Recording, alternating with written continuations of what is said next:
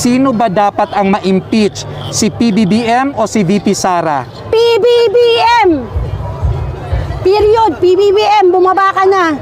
Utang na loob, maawa ka. Maawa ka sa future ng Pilipinas. Maawa ka sa mga kabataan na wala nang kakainin. Makikita mo sa daan sa Pilipinas, puro nagra-rugby ang mga kabataan. Alam mo niyo kung bakit? Pampalipas ng gutom. Kasi ang mga magulang nila, kung hindi walang trabaho, puro adik. Yan. Yan ang tatak PBBM. Diba? Kaya bumaba ka na sa pwesto, utang na loob, maawa ka sa mga Pilipino.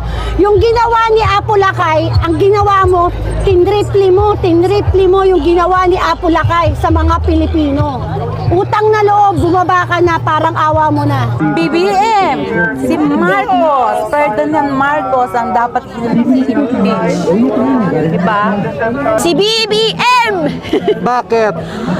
Gano'n na nga kita na ang resulta ano bang nangyayari sa Pilipinas, di ba?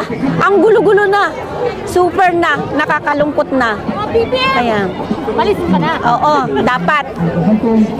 Second kotay, kailangan mag-resign ka na.